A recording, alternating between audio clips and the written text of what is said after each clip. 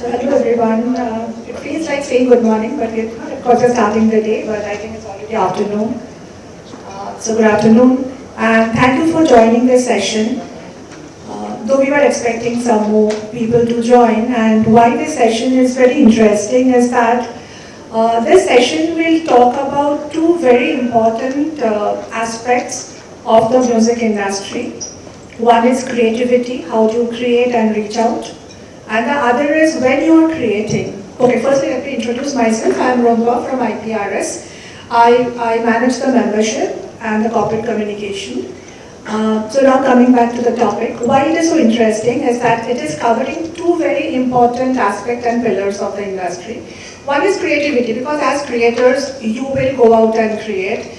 And platforms like YouTube, they create enough and more opportunities for you to create and reach out, right? Here, in today's age, you don't need to wait for someone to come and give you that opportunity. Platforms like YouTube are there, which is empowering all creators to go out and create. It's a very wonderful thing. And how best you can utilize that platform to engage, create, and kind of amplify your music is what Vatsal will talk about. Along with that, whenever you are creating, you are actually creating intellectual property. So the way we are very careful about our assets that we buy, say a house or whatever, we run here and there, we go to the legal authorities to get it registered and everything. But many creators, what you feel when you are starting your career is that, okay, let me first get the opportunity to create.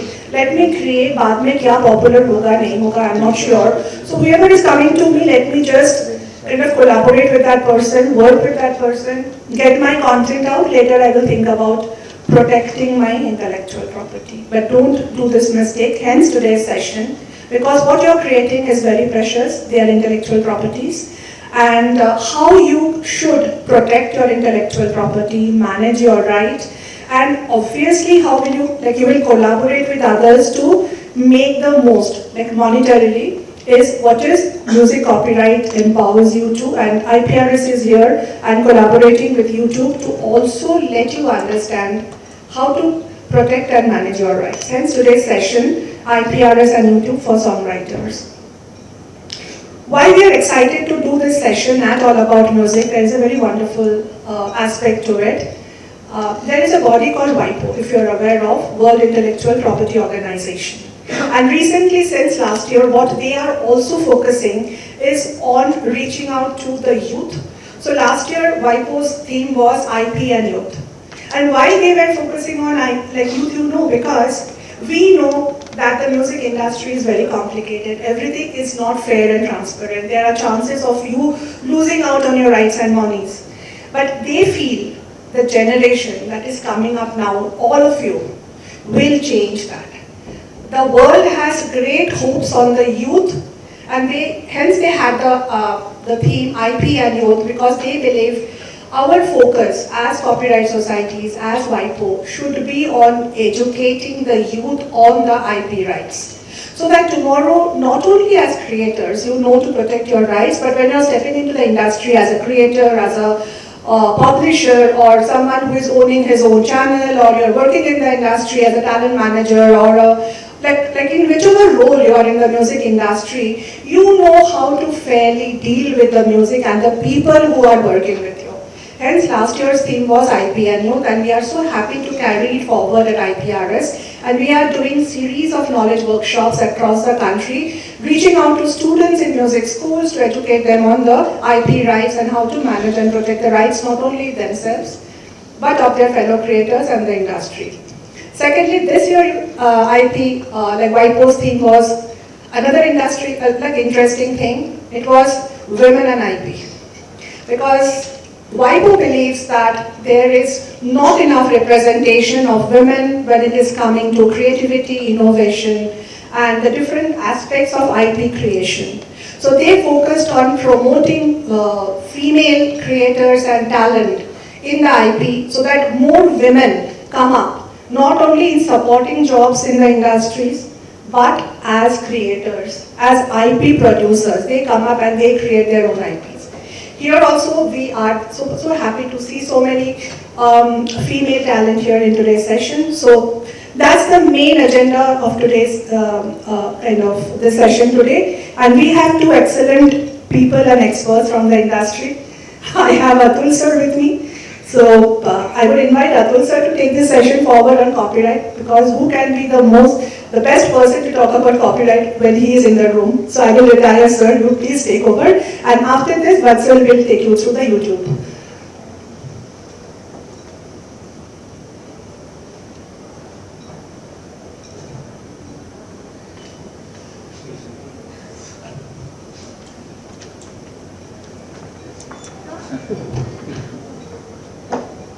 If you sit that far back, you're not going to hear any from me. Come in front. I mean, it's like a class here.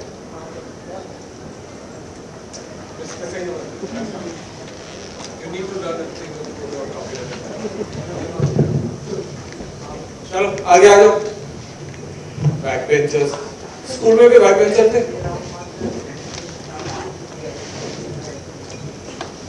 Okay, so I think everyone knows that the most important platform for any artist today is YouTube. There's no question about that. Right? So as a creator, when you start creating music, a lot of people are not even thinking about distribution and streaming platforms like JioSaavn and Wink and Spotify, etc. The focus is all on YouTube. And the other day we did an interesting analysis of one of our artists. 70.46 or something percentage of his total streams came from YouTube. You know, so YouTube is perhaps the most important player in the music industry, and I think we need to acknowledge that and understand that there is focus on YouTube. It is also a very different platform from the DSPs, as we call them, right? The DSPs like Spotify, Saavn, Wink, etc. Your distributors are doing a lot of the work for you.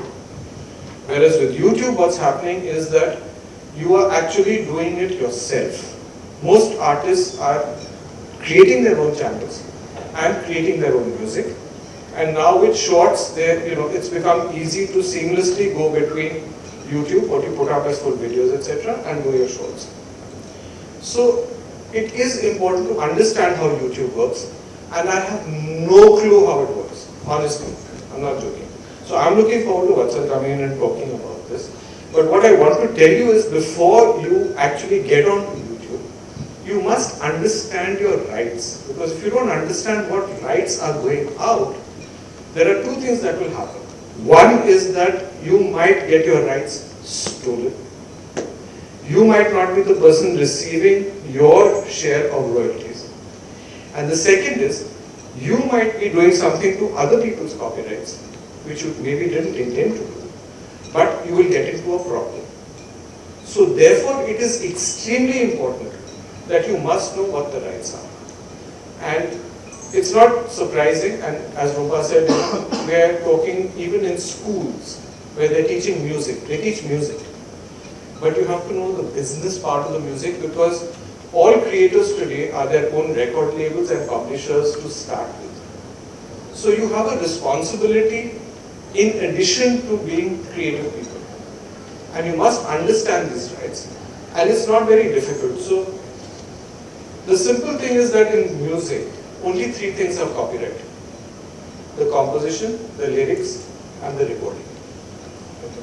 And each one of them has a flow of a set of rights, and it's a very normal thing. So people get confused. So how many of you are artists in the room? First, let's ask. Okay. How many of you are lawyers? Oh fuck, get out of the room, because you'll catch me when I talk bullshit. But anyway, how many of you have a YouTube channel? Nice. Okay.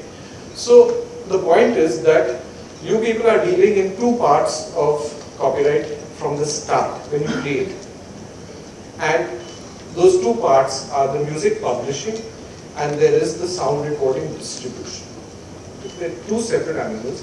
And just to explain, so when you think of global companies, think of Sony, Universal and Warner, the three majors. There's Universal Music, which is the sound recording owner, and there's Universal Music Publishing, which is a publisher. There is Sony Music and Sony Music Publishing, there is Warner and Warner Chappell. They have a separate publishing company because, unsurprisingly, it's a separate business. It's not the same business. It sounds like the same business, it's not. And the simple way of understanding as to why this is that when you have one recording, so suppose I have a Michael Jackson's Beat It, right? Sony Music owns that recording. Every single stream and sale of that recording goes to Sony Music. The publishing, the composer and writer of that song make money off one recording. If that song were recorded by 100 different artists every day, imagine the amount of money the publishing would generate. But it would be divided between several sound recording owners. So as a music label, you don't want that. As a music label, you want to own the only recording going into the market. So there's a difference in ideology. Right? And writers do not write for one artist or for one label. Writers write. If you've heard of an artist called a composer called Dan Warren. Dan Warren has written #1 hits for perhaps every popular artist on the planet. She can't do it for one label. So there's a difference between the two businesses. And that is why it's important not to say what I hate to hear. I want to publish my songs through CD Baby. CD Baby is not a publisher. They distribute sound recordings. Right? And it's very simple to understand rights and copyrights in the two elements. This is a gap. What is copyright?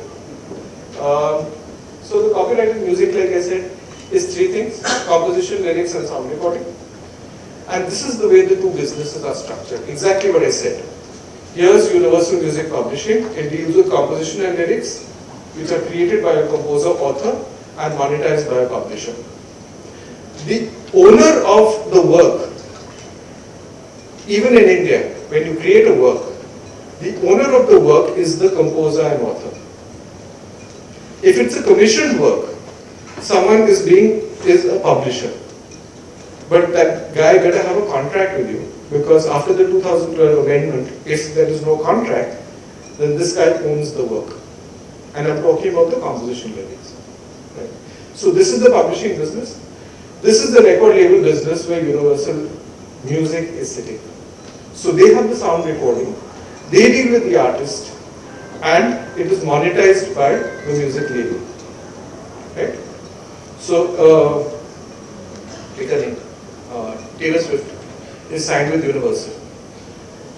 This is what Universal Music does for her. This is what the publisher does for her songs. Could be written by her, could be co-written by her, could not be written by her at all. So two distinct businesses. And these businesses all have separate rights. So as usual, you guys, if I ask you the question, you're going to do what you did in school, which means you're going to cheat. You're going to read what's written on the slide and answer me. But let's try it anyway. Okay, so if you have a composition and lyric, what is the first thing you do with it? There's a song that you're trying to create, and you want people in Japan and Germany and Australia to hear it. What do? You record it. Right? So the first copyright in a composition and lyric is what? The right to record. And you can record it today, you can record it tomorrow. You can get Tanish Bagchi to re-record it after 4 years. Right? So what is it? It's a recording and a re-recording. So your first copyright in composition lyrics is the recording right. So you've recorded the song, it's sitting on your computer, and you want to send it to Japan. What do you want to do? Cheating कर रहे हो ना? नहीं cheating कर रहे हो. पहले reproduce करो यार. अगर तूने अपने फाइल से भेज, अपने कंप्यूटर से भेज दिया, तेरे पास कहाँ है? हाँ. So you send a copy. So reproduction right हो गया ना? So you will make a copy of that recording. Easier to understand in the old days. You had a master in a studio, and then you made cassettes and CDs. So you reproduce the recording in a physical format. Today it's sitting on a WAV file. That WAV file is going to Orchard, and Orchard is putting it out on Spotify. But the first thing is the reproduction, and then following that is the distribution. So once it's been sent out, it goes and gets consumed everywhere. So there's a sale, there's a distribution, and a sale. Okay, all good. Perfect. हाँ बोला यार? Good. Problem is, how do I know there's a new song out? Taylor Swift has a new album. What? Promotion, marketing. Events. What's the best way to market music? Events. Make people listen to the damn thing. अगर मैं बोलूँ मेरा गाना आ रहा है, मेरा गाना आ रहा है, तो सुनोगे? नहीं सुनोगे. कोई बोली सुन ले, सुनेगा कोई, हाँ अच्छा गाना सुनता. So, it's a public performance. What radio does, they take your song and they play it. So people listen to it, they like it, they go and stream it, they buy it. Television does the same thing. अच्छा radio TV, we are all young people, radio TV तो बुढ़ों के लिए. But we go to malls, we go to clubs, we go to places where they play the music to a lot of people at the same time. It's called a public performance. लिखा हुआ है, cheating कर रहा हूँ. Okay, so there's a public performance involved. Now what happens is that Karan Johar walks into the room when he hears this song. And he says, wow, this song is great. So I want to put this song in my show. What's he asking for? He's asking for a synchronization right. आजकल तो उसको sync बोलाते हैं, I've even forgotten the whole name, synchronization. What does it mean? They're taking the work and they're marrying it with an audio visual. They're putting it in a film. So even if you're making a music video, a lot of people think, बाप का राज है, music video बना दो. You are not supposed to without permission of the owner. So the owner normally is the publisher. So you have to take वो सारे gamma के गाने में टीप रहा हूँ, मुकेश के गाने गा रहा हूँ, right? You can't do it. You can't make a video of it unless सारे gamma says yes, go and make a video. Okay? So that's the synchronization, right? But Karan Johar says, I want to put a rap in the middle of the song. So what are you doing? Modernizing, of course, Divine is singing of the song. But you are altering the composition and adding a lyric, correct? You are creating a new composition for the rap part and there's a new lyric. All of you have seen Dawn, 1975, Amitabh Bachchan? Good. Did you see Shah Rukh's version? Yes. Even more, okay. There was a song called Thaike Paan Banaras Wala in the original, Kalyanji Anandji and Hindi version. And then Javed Sahab and Shankar Ehsaan Roy did the soundtrack for the new film. And in Thaike Paan Banaras Wala, there was a rap. So could you go to Kalyanji Anandji and say, आपका जो rap का composition है बहुत बढ़िया था? नहीं ना? They didn't do it. Could you go to Indivar and say your lyrics for the rap were very good? You couldn't do it. Why? Because they didn't write it. So you have to give credit to Javed Akhtar and Shankar Ehsaan Roy for the work that they created. So what have you done? You've taken that original work and you have cheated, adapted it. Okay? So you adapt the work. And then of course it's Karan Johar, so he wants to make the movie in Tamil, in Telugu, in Bengali, in Punjabi, etc. So you're going to translate it. So that's your right, it's the translation right. And once you've got the adaptation and translation, you start that shit all over again. Chalo studio, record karo, reproduce karo, distribute karo. Okay? That's your entire bundle of copyrights. And you have to understand that anyone who uses music, the composition and lyrics, has to use one of these rights. This has not changed since 1886. There is no new copyright in the composition and lyrics that has come about. It is exactly the same as it was in 1886. So what happens is technology changes, formats change. LPs become cassettes, become CDs, become MP3s, become digital files. But the rights remain the same.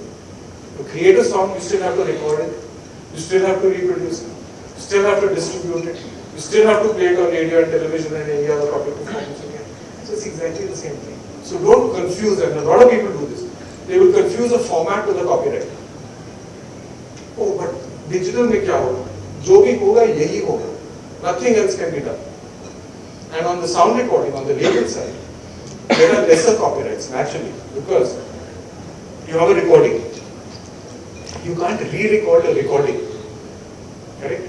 You can only reproduce it.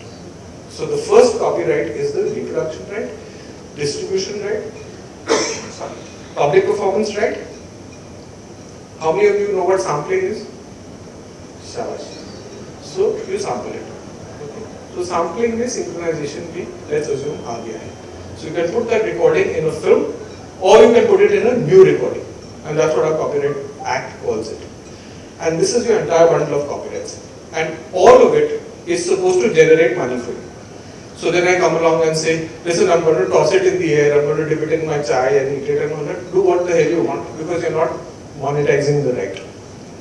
And monetization is the critical one, especially when it comes to YouTube, because the rights owner should be monetizing the right. Someone who does not own the right should not be doing it, because then it's piracy. Anyway, okay, so where do people like IPRS come in? I have to say nice things about IPRS because they organize the session. So when there is a play of one to many, so we talked about public performance. What is public performance? Radio is playing it, TV playing it, and establishments playing it. So here's a Michael Jackson song that's playing. Oh, Michael Jackson, wrong again. Here is a Mithun song. Yeah. Pick a song. Tell me a song. कोई हिंदी गाना दो. Disco Dancer. Disco Dancer. Okay. So Disco Dancer is playing on how many radio stations in India? FM. Rough number. Next one. Who else? 385 radio stations. 385 FM stations across India. Approximately 900 TV channels. Most of them go sound music somewhere over there. How many hotels and restaurants? Lots. Numbers 4 million. In the organized sector. In the unorganized sector, they still play music. They have YouTube running on their phone and playing it to the public. 2.3 crore establishments. So now, who wrote Disco Dancer? Composer का नाम बता दो कि जल्दी Disco Dancer. Okay, so Bapi Lahiri's family now wants to collect his royalties. Small task, and this is only in India. 385 radio stations, 900 TV stations, 4 million organized establishments, 2.6 crore unorganized. Okay, so how long do you think it would take to collect that royalty? Don't answer that. That is why you have a collecting society, and every country faces the same. So there is a global body called CISAC which says, okay, every country we will have copyright societies. So in some 128 countries there are some 256 copyright societies or whatever. And these guys are supposed to license on behalf of the composers and authors to radio stations, television stations, anywhere where the usage is one to many. So when Karan Johar comes for that same deal, you can deal with him directly, right? You negotiate with him, you do whatever. You can't do it with 385 stations, radio stations, right? So you will have the licensing body that will license to all the people who are using the music, where a copyright owner possibly cannot collect individually. That is the idea. So even with streaming platforms, can you imagine as a creator yourself going to Spotify, Apple, Ghana, Saga? It's not possible. So therefore, you have an IPRS body in India, a PRS in the UK, a GEMA in Germany. So what do? They will license the users, allow them to use the music at a particular rate. They collect the royalties and pay them back. Okay? So this is for the composition lyrics. For the sound recording, the recognized society in India currently is the RMPL, Recorded Music Performance Limited, PPL, Phonographic Performance Limited, and NOVETS. Okay, so they're collectors or they recognized societies, and they do exactly this. One to many, they will collect, and then they will pay the copyright owners. Transfer of rights. Oh, I was talking to a label, he wants my rights, he wants my rights. I was talking to a distributor, I've given my rights to CD Baby. No, you haven't. So very clearly, you own the rights, especially the DIY artists, you own the rights. Now you decide how you want to deal with people. Okay. If you're dealing with let's say a distributor, the copyright notice that comes on the streaming platforms is your name. The P notice is called the P notice, and the C is the composition and lyrics and design. Okay? So there's a C and a P. The P is called the phonogram. We still live in that era while we're talking about artificial intelligence. We're talking about genuine stupidity, about still calling it a phonogram. But anyway. So we have a P notice, which is always the artist's name, the owner of the sound recording. If it's yours, then you have only given him a license. So this is what happens. You license the content for someone to use, including YouTube, correct? You're giving a license for them to display it on the platform and for people then to stream it from that platform. So you remain the owner. It can be limited use. So you can tell someone, I'm giving you the right only for, go back to these. You can give it for any one of these rights. You don't have to give it for all of these rights, depending on what their business is. So if YouTube says, I want your sync rights, why would you want YouTube to do sync? Because that's not their business. So you might withhold the sync right, or you may say, okay, people will come, they'll listen. If someone asks YouTube for it, I don't know how to do these things, YouTube can do it for me. It's entirely your decision. Okay? And you have limited use, but Indian law after 2012 says the composer and author have to get an equal share of the revenue that is generated from the publishing. Any contract you sign where they say we will not give you royalty is a void contract. It is illegal, it will not stand up in court after 2012. Can you please repeat the same? अंग्रेजी में बोलूं हिंदी में बोलूं? Okay. Any contract that denies a composer and author royalty is void. Okay? Which means that if you take it to a court of law, they will throw out his contention immediately because he signed a contract that is bad in law. So it's like the label says or whoever is contract, they say that we will give you itna percentage of the royalty, like for example 50% only you will get. But only label saying 50% and you're saying only. I'm just saying those are 5 crore only to that. So, but anyway, I'll just answer. So basically, if they say 50%, for example, if they are giving, so are they giving 50% from what they get their share from इसके पहले वाले side में जो right hand side पर था उधर से हमको जो मिलता है, and then we will उसके अलावा जो भी I think it's correct. So the label can only get money from here. Yeah, exactly. If he's taken the recording and not the publishing, then he can't give you from the publishing because the publishing is yours. Publishing से तो मिलेगा ही, और फिर उसके अलावा उधर से भी मिल रहा है, मतलब ऐसा है. Yeah, that's what I was saying. Yeah. So the thing is that it's been a practice of labels actually doing buyouts. So the whole intent is to stop buyouts. And like my friend Mayur Puri, who's a composer, lyric writer and a board member at IPRS, he always says that the thing is for people who do jobs, you have pensions, you have gratuities when you retire. There is something to take care of you. For composers, authors, you have nothing except your royalties. Performers also for your royalties. After an age, suppose you can't perform, you're not Asha Bhosle, you're not 90 and rocking the stage in Dubai. What do? You have to depend on some source of income.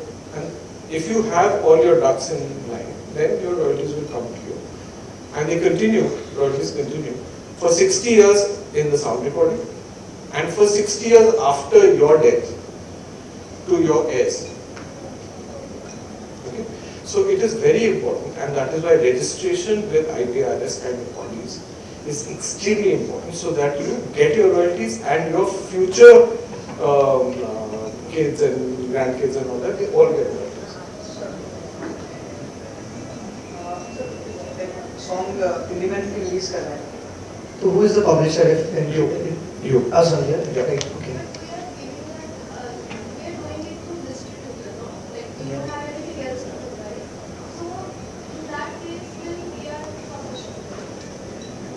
मारूंगा अभी फिर से शुरू हो जाऊंगा publishing किधर है where does publishing sit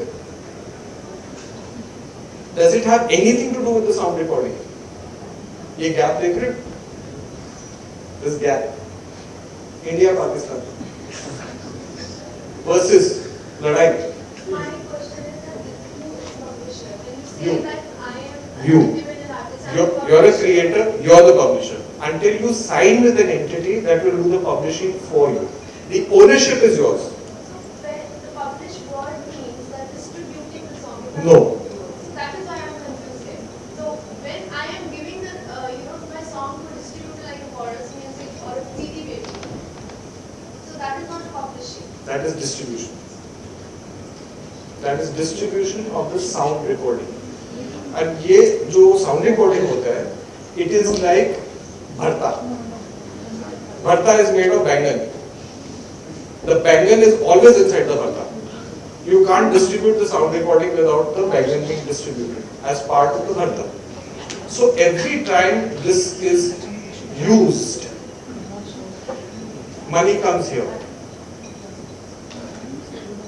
every time this is used money comes here don't forget that this cannot be used without this being used bangan and bharta however if you choose to do something else with the bangan and not make bharta the bangan is what is important so just as an example in a live show there is no recording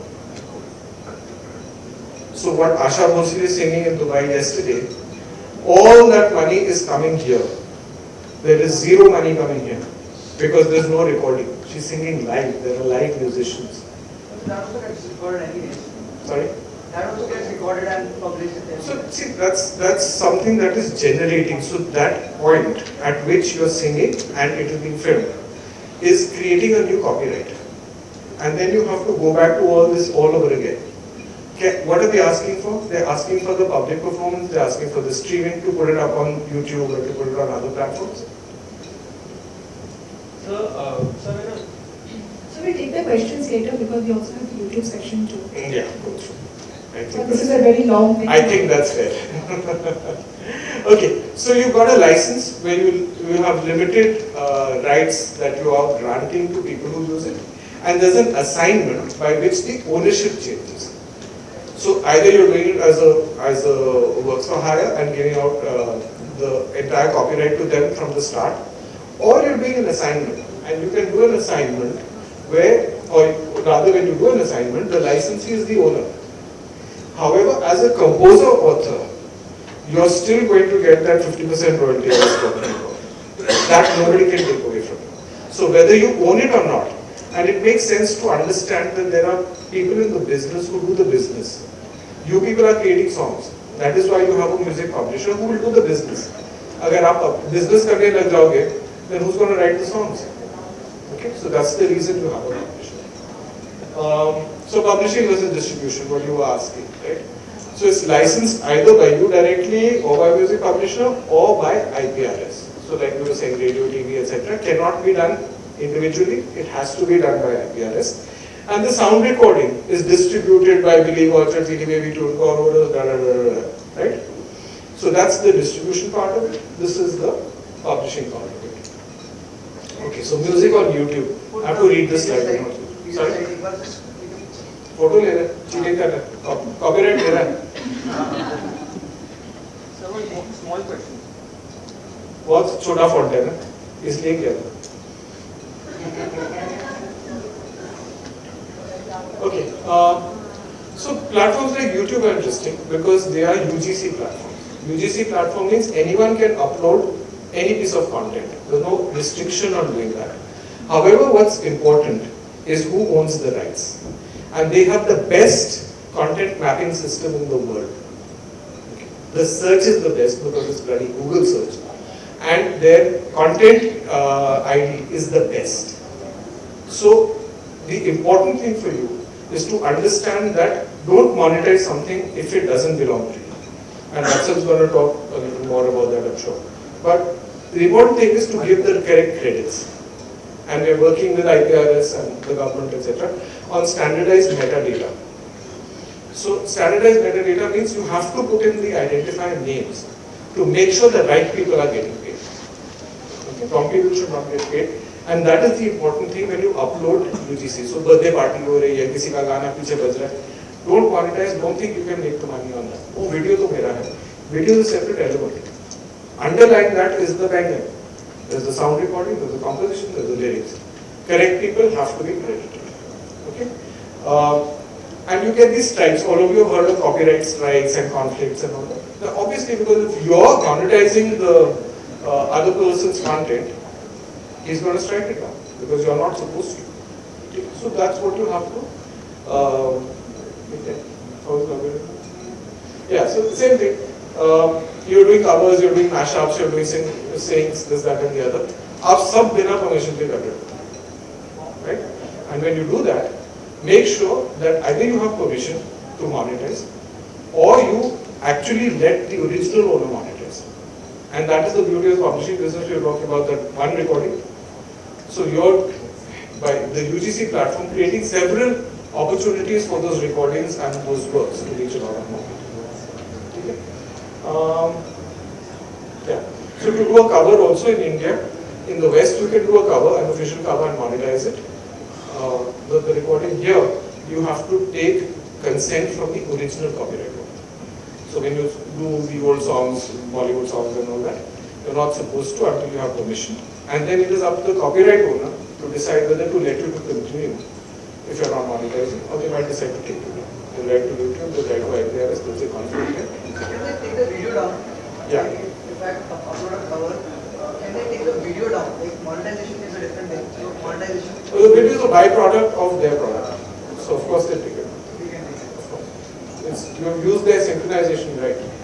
Okay, so do's and don'ts. Ensure complete metadata, ISRC, this one, that one.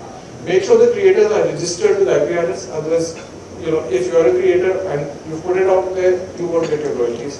Every copyright society in the world, after 3 years, they have to distribute what's unclaimed to their existing members. So you have a 3-year window in which to do this, which is not bad, but people tend to ignore it.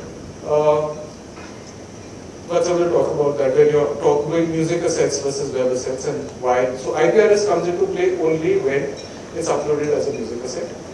And as users, if you're uploading someone else's copyrighted work, make sure you're not monetizing it. Permission for covers should be taken. And whether monetizing or not, please give credits to creators. There was that big controversy that just came out whether they said we should have an NOC. What was it?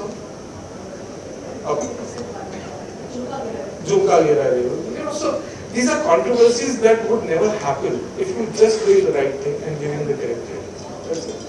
Okay. Thank you.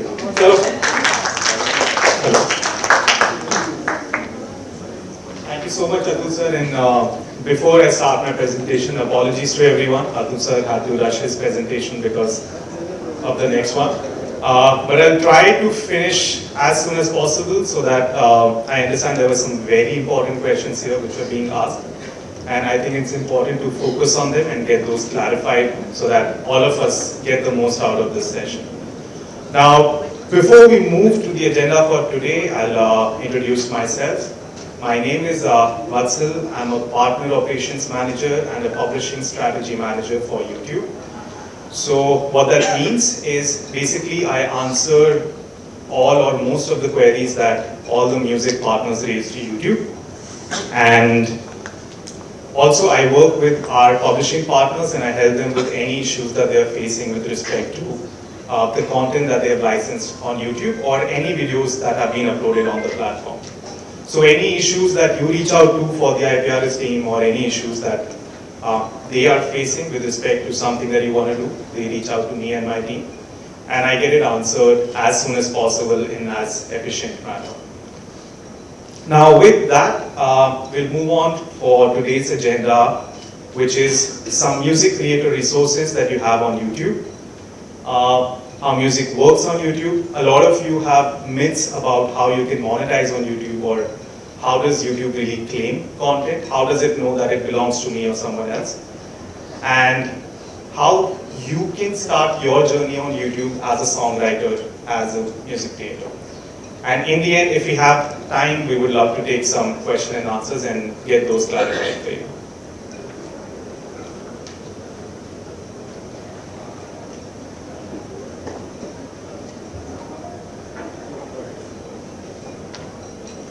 Alright, while I'll share some of the best practices and suggestions for you, I just want to give a disclaimer that these do not mean that your channels will suddenly grow, but we know for sure that these are the best practices and you should be following them as you start your journey on YouTube as a songwriter or channel owner.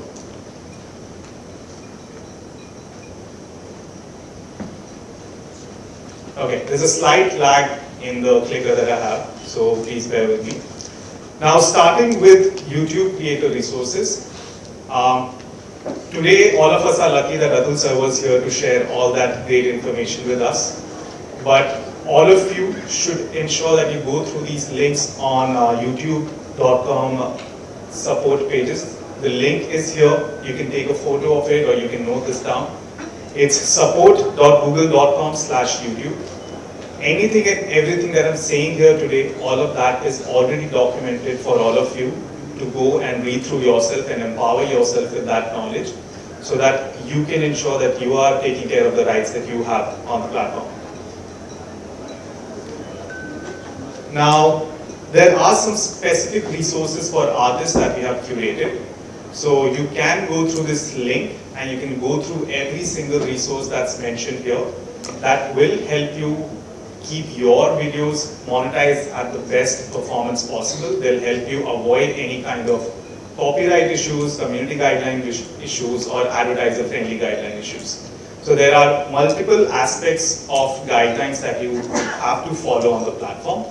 And to ensure that you are always within those guardrails, make sure that you go through these resources to protect your channel from any kind of issues that you can face. Now, these resources, they include content on how you should start on YouTube, how you should connect with your fans, how you should communicate, how you should create a community of your fans, and how you can continuously grow your channel by using the most latest features that we come up with. Another feature that we recently came up with is YouTube Music Charts. So you can go through this section and you can learn about any artist in any territory, in any location, and try to understand how their fan base has changed, what are the songs that are getting most of the views, or it will help you understand the trends that are being followed in your region of interest.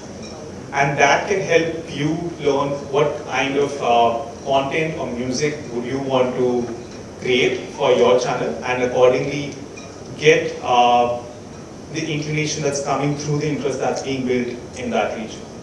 So make sure you go through these links, learn about your favorite artists or learn about any of your co-artists that you're working with, and get that information which will help you decide how you want to proceed with your content.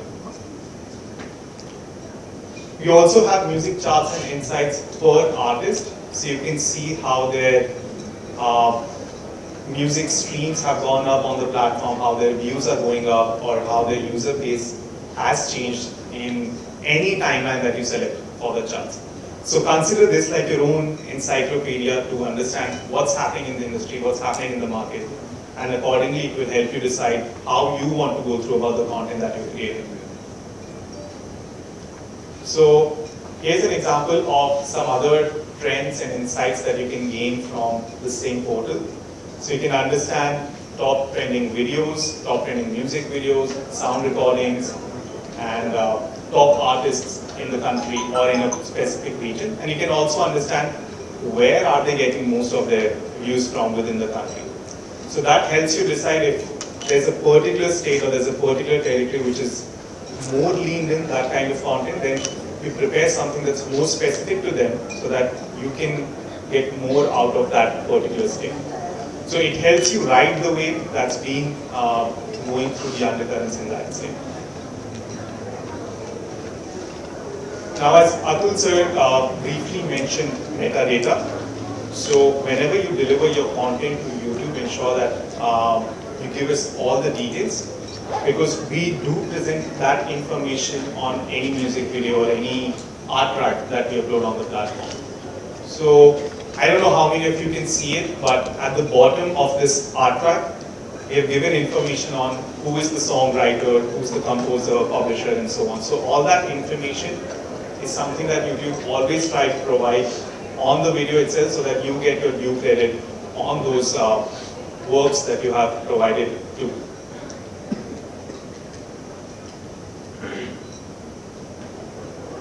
Now, how does YouTube work? So I know a lot of people have different and unique myths about how YouTube works, but I'll quickly walk you all through how can someone make money on the platform, or how do people make money on the platform. But first, I just want to check, there's a myth that I've been hearing a lot. Can you make money purely on the basis of subscribers on the platform? Okay, good that the myth is already busted here. So, how does YouTube work?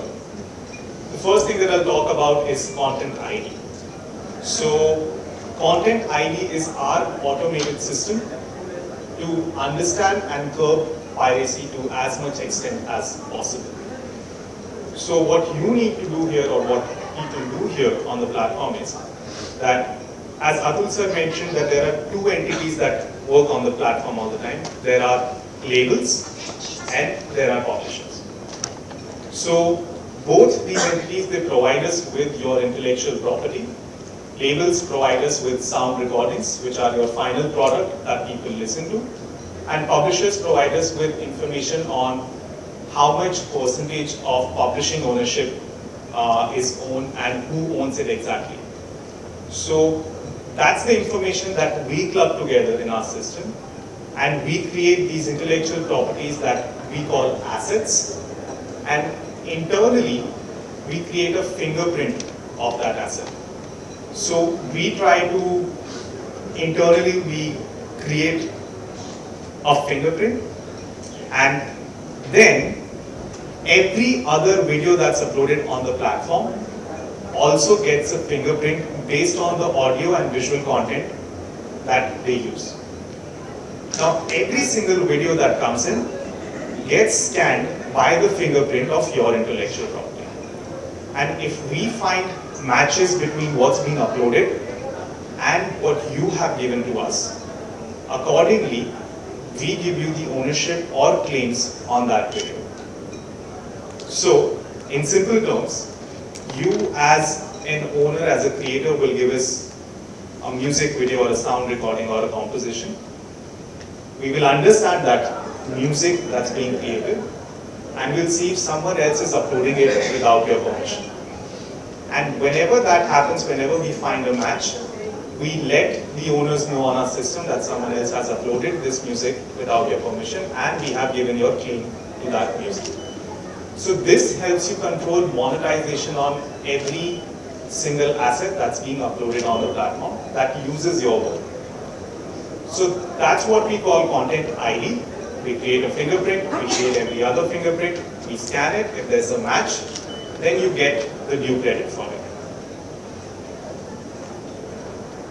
Now, moving to how do people earn from YouTube, what are the different sources of making money? So there are three streams of revenue which is generated for partners. The first one, as we call it, is your official music videos or art tracks, which is audio only. The second one is UGC masters, which is your audio only part of the exact sound recording that has been created. And the third one is UGC song, which is cover music of your works. This could be the cover version that you have created, or this could be a fan-made cover version of your song. And these three can make revenue through two different models. One is ad-supported, which is the free version of YouTube. So if anyone plays something which uses your work, if there's an ad playing before it, then you get the revenue for that ad. And the second stream of this is the subscription service, which is people buy the YouTube Premium or YouTube Music subscription. And from that subscription, based on how much of that music is being heard or listened to, we give you the due credit for that subscription-based revenue that's being made. Because no ads play on YouTube Premium site. So those are the two different ways through which you make revenue on all these three different entities. Okay, so there are official music videos, there are audio-only reuse of your content, for example, lyrical videos that people create, and then there are cover versions of your songs or your works which are being remade. We can quickly take your question. The difference between the music video and the UCG master, since both are technically videos. Right. And even the Did you say official music videos or UGC masters? both. What's the difference between them? Because they're both Okay. technically visual content. So let's say I'm listening to Justin Bieber's song Baby, and I'm watching the official music video, which is what the label has provided me with. So when I watch the official music video, that's the revenue part there. But then someone has recreated the same video and just put lyrics to it. When I'm watching that, I'm listening to a UGC master. Okay? And UGC song would be, if I sing the Baby song and upload it on my channel, then that's a UGC song. So one uses the official audio, one is a new audio created with the same composition, melody and lyrics. And the cover is basically a cover and the other one just... Right. So cover is a cover. One is only using the audio part and they've changed the visuals. One is where they have a combination of the visual and audio licenses together. What about YouTube music? Is that अगर मेरे YouTube पे 1 lakh views हैं and then YouTube music पे like 20-30k views हैं. I'm talking about only the audio वाला. There's one more you upload, right? I'm uploading a song. There's two things. I think you're talking about art tracks that are very similar to official music videos. Okay, so there's nothing उसका अलग से कुछ भी नहीं. It is included in your official music. Yeah. Alright. Now, how do music assets work? As I talked about content ID, that we create a fingerprint and then we scan it. Similarly, for music specifically, we want music assets. That's what Atul sir also briefly touched upon. That when you upload music content, we have worked with all our partners to ensure that they deliver it as a music asset. So internally, music has a different set of assets altogether. So in YouTube, we have, to understand what kind of IP is being uploaded, we tell them that if it's a full movie, let us know it's a full movie. If it is a music video, let us know it's a music video. If it's an art track uploaded on YouTube Music, let us know that it's an art track. And when it's none of these assets, then we tell them that is when you can upload a web asset. So as a channel who's not connected to any CMS or any distributor or label, what you generally upload is a web asset. Okay. Now music assets are three key assets that we talk about. The first one, the one at the root, is composition. Because whenever an official music video, art track or UGC masters being used, we ensure that we pay out to publishers. Okay? So there are three assets that always work in sync with each other. The one at the root is composition. Then there is a master sound recording that's created from the composition, which is the final audio-only product that people listen to. And when it is synced with visuals, it becomes a music video. Okay? So official music video uploaded by a company, uploaded on their channel, whenever it makes revenue, we route a certain percentage of that revenue to publishers directly. So labels get labels revenue, publishers get publishing revenue. Now for sound recording as well, whenever someone uses the audio only and they club it up with a separate visual, that too, whenever it runs and it makes any money, that is routed to publishers separately and labels separately. Okay? And the last one, which is a UGC song, if someone makes a cover version of your song with your permission or without your permission, If you claim it through our system, which IPRS or any other publishing partner or company that you're working with is doing for you, then your revenue is directed through this asset claiming system to the publishing CMS. Okay? So a publisher makes money whenever a content is being used on the platform and it's being monetized.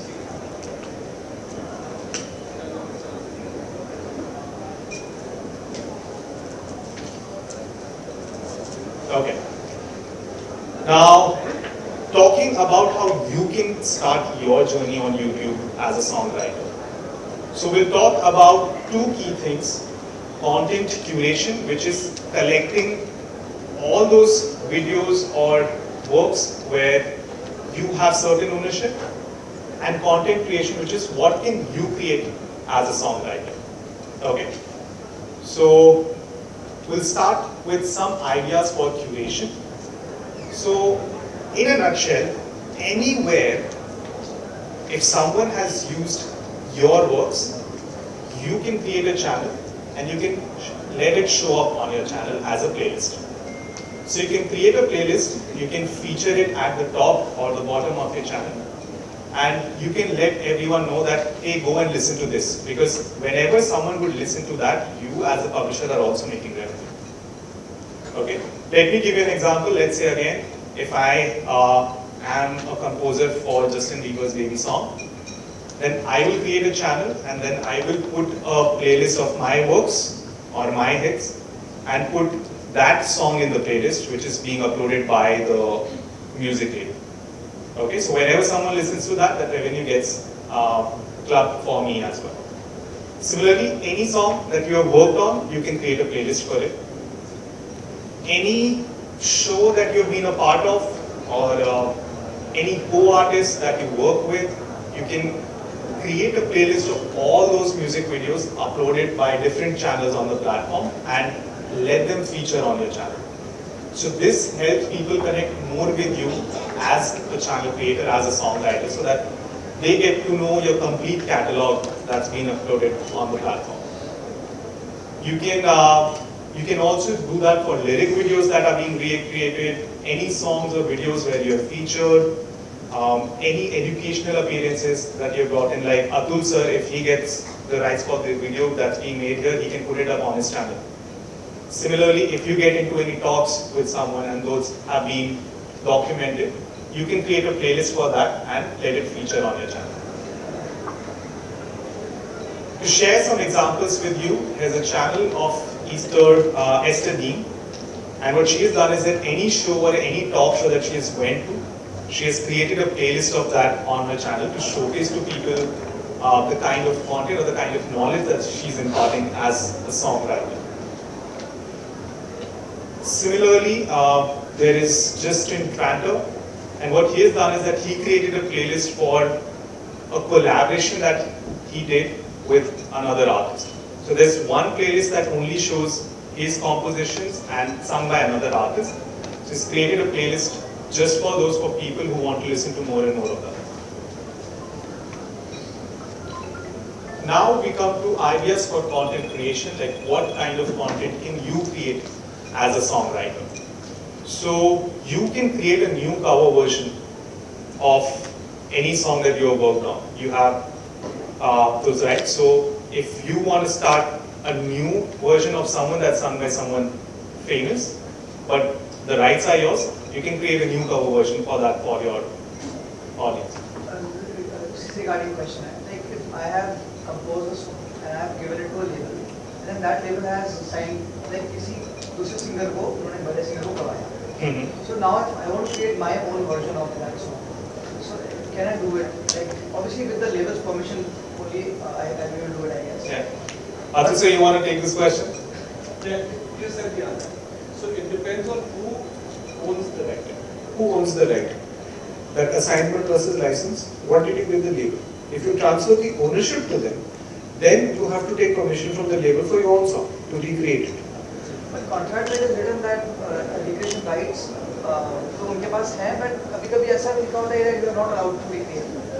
कभी-कभी कोई recreate करता है कि नहीं? So this is an endless conversation. So it depends on who has the right. Yeah, so just go through your agreement, see who has the right. If you have the right, then you can do it. Okay. Any anecdotes that you want to share with people about कि इस song का ये वाला part मैंने ये सोच के लिखा था, or this is the backstory of the lyrics that I've written. So see, you are the star of your channel. So you have to show them the backstory of how a particular song was created, or what you were going through, or what's the reason why some words are in certain way. So all of that information is something your audience would always look forward to, and you can give them that sneak peek to the content that you have created. You can create behind the scenes footage of your song, and you can take people back to that time when you were creating that song. You can do exclusive Q&As with people. You can tell them this is, like, you can also do knowledge sessions with them. You can give them production tips on how people should go about creating songs or making compositions, lyrics, and so on. You can also do that for behind the scenes live shows that you're doing. So all of that ideas are something that you can put up into the content that you are creating and help your audience go through the journey of how a particular song was made. So I would suggest you all, if you can take a photo of this and use them for your own content creation journey, always do that. Have an identity on the channel as well. Do not think that because you are not the singer does not mean that you cannot be an identity on the platform. There are people who are always looking forward to take inspiration from you and learn from you. So give them that opportunity and start your journey on the platform. Now here's an example of Kenny Beats, and what Kenny Beats is doing is he's taking people through his journey of song creations. So he's taking them backstage in a way, and he's recording the content as and when he's creating it, and he's uploading scripts or uploading some bites from that point and helping people understand that this is what I went through, this is what I corrected, I rethought on this, changed, and so on. So you can always do that as well. Then create as many playlists as you can. This is your catalog, you can use it, you can let your audience, because when people start following you as an artist, they want to listen to what have you created more. So create your playlist of all of those content so that people can just listen to your content again and again. And if you do not create a playlist, then whenever they listen to one video, the chances are that the next suggestion that they have is not your video. So to make sure that they also go through your other content, create as many playlists as you can on the platform. And here are some more examples of playlists that have been created. Playlists is a very underrated, extremely helpful feature on the platform. Make sure you do that because it just leads to an amplified number of views for your channel. And it also binds the user more to your channel because then they've completely understood what kind of content you make. And the last one, we are a community of artists. So shout out to any other artist that you would want your audience to listen to. So there is a shelf that you can add for artists or other channels on the platform. And you can direct users to those particular channels as well so that they listen to more content that's being either sung by the artist that you work with, or they can also listen to some other writers who you have co-written songs with and so on. So use the channel's shelf as well and give a shout out to people that you work closely with or you think that your user can get the most out of their journey as a user on the platform if they listen to these other creators as well. And yeah, I think with that comes an end of my session. If we have some time, I think we can pick up questions.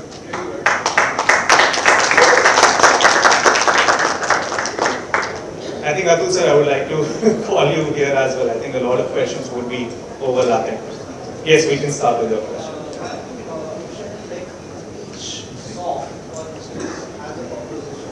And that each composition makes a unique fingerprint. So on the basis of what is the fingerprint scanned on each videos? Like what's the criteria of scanning videos? Okay, so when music is uploaded on the platform, there is an audio-only file that people provide us with. Okay, that audio-only file defines your fingerprint. For example, if there's a song of 3 minutes, we create a fingerprint for it, which is unique to that audio being used. Now, if someone else uploads a music video of 10 people dancing in a wedding, and the song that's playing in the background for 30 seconds is the exact same song that someone else gave us. So the fingerprints match. And because we see the audio part matched, we give you a claim. Does that answer? Yeah, so just to add to that, therefore, what he said about the metadata. So it will catch it saying that ये किसी का गाना है which is already been fingerprinted. किसका गाना है? That detail is in the metadata. So how it works is that people provide us with assets. When I say people, I mean companies such as music labels and publishers. And publishers know what sound recordings are delivered on the platform, and they link their publishing metadata with the sound recordings. So whenever a sound recording makes a claim, a publishing composition asset also gets an indirect claim on that song. So whenever that video makes revenue, because it's connected to the sound recording, we understand who's the original owner, and then we distribute revenue to the music label and publisher. Let's just say I've created an instrumental song. Right. There's another song like which sounds very similar to it. Right. Yet it's different. Yeah. So like the fingerprints tend to match a lot. Okay, so got it. The question he's asking is that there's no exact match, right? There's a master sound recording and then there's an instrumental version. Then how does the system work? So the system is smart enough to not just understand exact matches, it also understands the melody of the sound recording. And when that melody is matched with the instrumental version, we give you a claim which goes directly to the publishing CMS only. And then that revenue is then directed to the composer. That's what I'm saying. Like the system is smart enough to recognize melodies. Right. Then there are two entire different songs. Like I've done an instrumental, another person has done instrumental of another song. Right. But they tend to clash a lot. Yet they are different songs. So what happens in these cases? This is a conflict. Okay, so it needs a resolution. So YouTube is not an adjudicator. Okay, it will actually identify that two people are making a claim on this one content item. Alright? So that will go in the case of the publishing to IPRS, where IPRS will contact both the publishers, the copyright owners of the publisher, saying that listen, there's a claim. So you guys need to tell us whose it is it the same, is it different? So IPRS takes on that responsibility of settling, of identifying that there is a claim and who these people are and getting a conversation between them. IPRS is also not an adjudicating body. So the two people have to then sit down and say, okay, mera hai, tera hai, whatever. If it doesn't work, then a court of law can decide. That's the only way of doing it. YouTube cannot make a decision on whose it is. IPRS cannot make a decision on whose it is. Any conflicts have to be resolved between two parties or the court. Got it? Andy. Hi guys, we'll take one last question. We've already run a little over time. Any further questions can be taken outside, I think. Is that fine?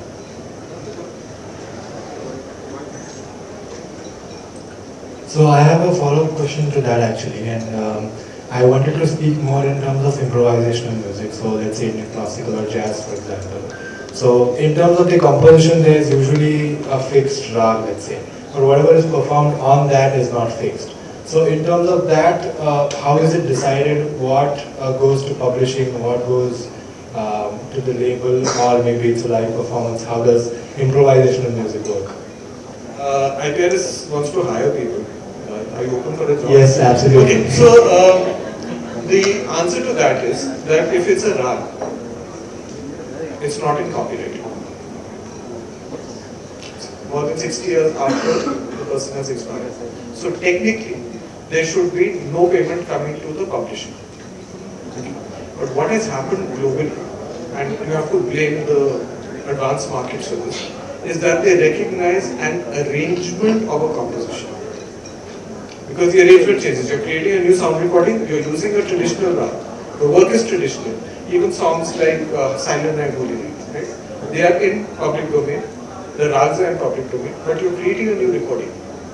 So they understand that this is an arrangement of a traditional work. There is no live composer to get any composition money or lyric writer to get any composition money. So the arranger in the West is credited and he gets 1/5 of what an original would make. So if an original would make 100 rupees, an arrangement would make 20 rupees. That's the way the system works. Sir, I have a very basic question. So in independent music, what happens a lot of times is, say I write the lyrics and compose a song, but then I outsource the music part of it. The track, someone else makes it for me, and then I upload it. So the person who's made the track, do they have any rights once I've uploaded the song? Let's do this the hard way.